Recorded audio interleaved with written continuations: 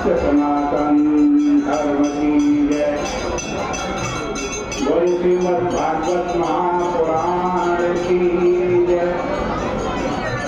प्रसिद्ध पावनी कलिमल हारिणी मंगलकारी मोक्षदायी माँ गंगा मैया का ये पवित्रतम तीर्थ हर की पैड़ी ब्रह्मकुंड है। श्रीमद् भागवत महापुराण की चर्चा आप श्रवण कर रहे थे। श्रीमद् भागवत महापुराण के 11 स्कंद का आज 16वां अध्याय प्रारंभ कर रहे हैं। उद्धव जी भगवान से पूछते हैं, प्रभु आप परमात्मा हैं, विद्वान लोग भिन्न भिन्न रूप में आपकी उपासना करते हैं, कृपया मुझे बतलाइए ये किन किन भावों में आपकी उपासना करनी चाहिए।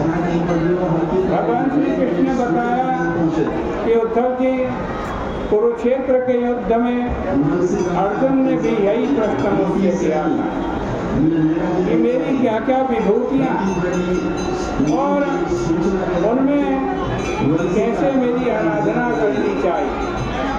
तुम जानते ही हो कि अर्जुन की यह प्राकृत मति हो गई थी कि मैं हंता हूँ, यानी मैं कुरुक्षेत्र के युद्ध में मारने वाला हूँ और ये सब मरने वाले हैं।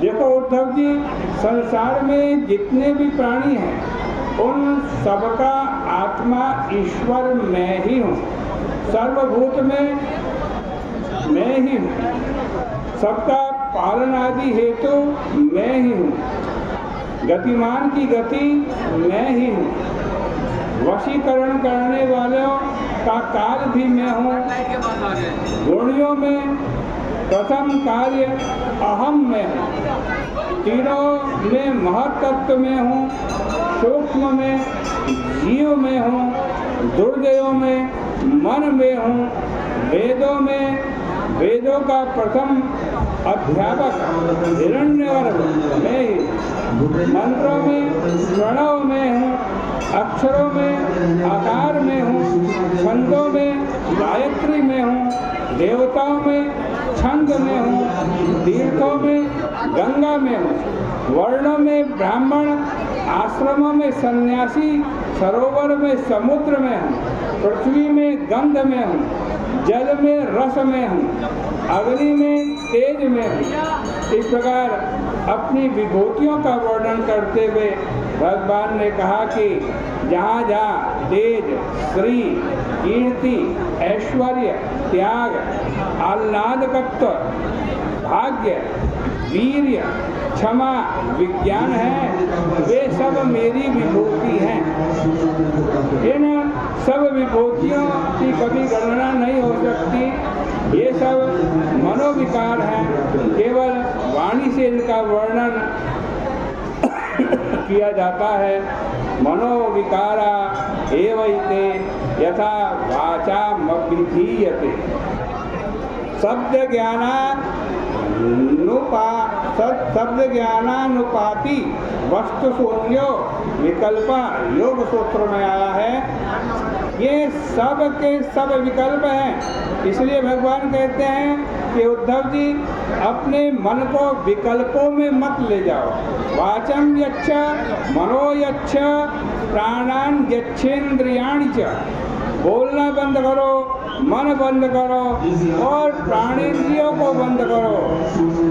देखो व्यापार में ठीक होने पर भी जब अपने आप को मुझ में ले जाना है तब मन को विकल्पों में नहीं अविकल्प में ले जाकर के लगाना चाहिए।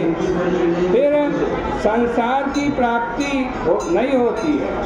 जो अपने मन को वश में न करके और इन नाना प्रकार के विकल्पों में फंस जाता है उसका तप, व्रत, दान सब बह जाता है। इसलिए मन, प्राण आदि को वश में करके भगवान कह रहे हैं मेरी भक्ति करनी चाहिए। असल में ऋते ज्ञानान न मुक्ति, अर्थात ज्ञान के बिना मुक्ति नहीं होती, ज्ञान से ही मुक्ति होती है। इस बात को हमारे जितने भी वैदिक आचार्य हैं वे सब मानते हैं, परंतु जिन्होंने तत्व को विशिष्ट माना है उनके लिए विशिष्ट ज्ञान से भी मुक्ति होती है। भक्ति विशिष्ट ज्ञान है, भक्ति विशिष्ट ज्ञान से ही उनकी मुक्ति होती है। लेकिन जो तत्व को निर्विशेष मानते हैं उनको अविशिष्ट ज्ञान से मुक्ति होती है।